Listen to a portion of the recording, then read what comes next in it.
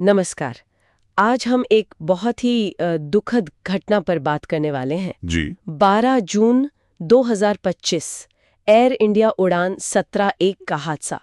अहमदाबाद से लंदन जा रही थी ये फ्लाइट। और टेक ऑफ के कुछ ही सेकंड बाद क्रैश हो गई। हाँ बिल्कुल, हमारी चर्चा एयर इंडिया 171 गुजरात विमान दुर्घटना की कहानी के कुछ हिस्सों पर आधारित है। हम कोशिश करेंगे इसके अहम पहलुओं को समझने की।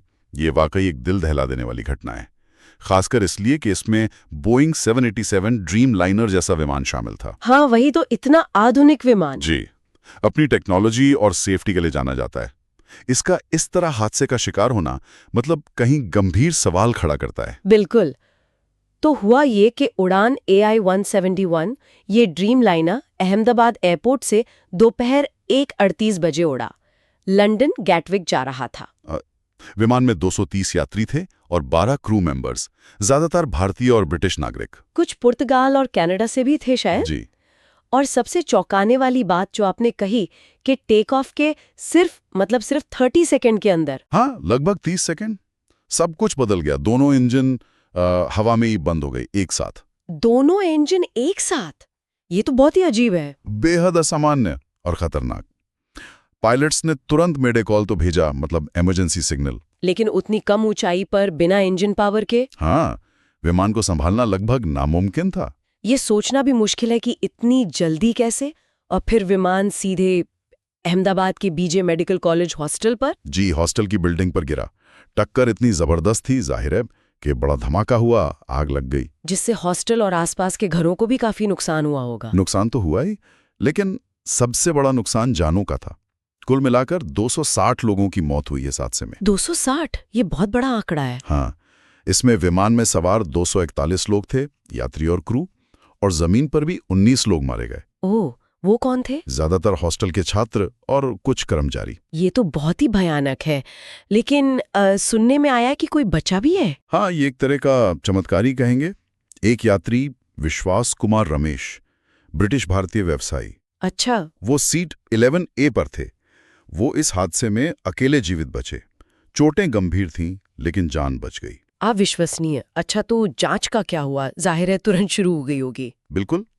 सबसे पहला काम था विमान का ब्लैक बॉक्स ढूंढना, मतलब वो फ्लाइट डेटा रिकॉर्डर और कॉकपिट वॉइस रिकॉर्डर। हाँ, उनसे ही पता चलता है असल में क्या हुआ। जी, और शुरुआती जानकारी ने ये कंफर्म कर दिया कि दोनों इंजन लगभग एक ही समय पर बंद हुए थे। यही बात समझ नहीं आ रही, दो इंजन एक साथ कैसे फेल हो सकते हैं?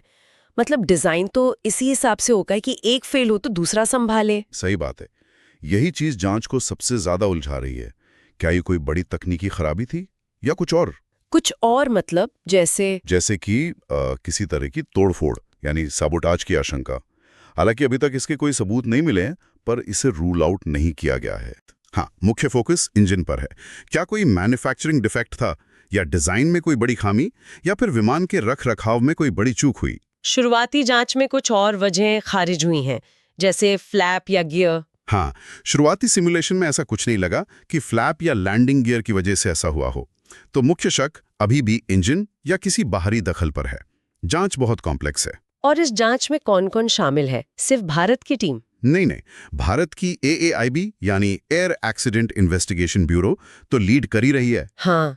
लेकिन क्योंकि विमान अमेरिकी कंपनी बोइंग का है और इंजन GE एरोस्पेस के, तो अमेरिका से NTSB और FAA के लोग भी शामिल हैं। अच्छा। ब्रिटेन के अधिकारी भी सहयोग कर रहे हैं, क्योंकि कई ब्रिटिश नागरिक भी थे विमान में।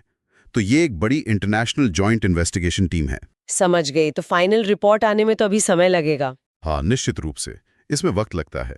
इस हादसे के बाद एयर इंडिया और उनकी पेरेंट कंपनी टाटा सन्स, उन्होंने क्या कदम उठाए?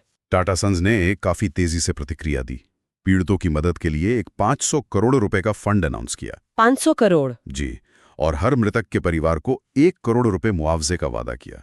और जो एकमात्र सर्वाइवर हैं, विश्वास कुमार रमेश, उनके इलाज का पूरा खर्च उठाने की भी बात कही। ये सही कदम है। और एयर इंडिया ने? एयर इंडिया ने भी एहतियात के तौर पर अपनी 38 इंटरनेशनल उड़ानें कुछ समय के लिए सस्पेंड कर दी, और कई ड्रीमलाइनर विमानों को ग्राउंड कर दिया गया, मतलब जांच के लिए रोक दिया गया। ये जरूरी था सेफ्टी के लिहाज से। अब आगे क्या लग रहा है? सुना है संसद में भी इस पर कुछ बात होनी है। जी हाँ, 9 जुलाई को भारतीय संसद में देश की एविएशन सेफ्टी सिस्टम्स पर एक समीक्षा होनी है। जाहिर है ये हादसा उसमें एक बड़ा मुद्दा होगा।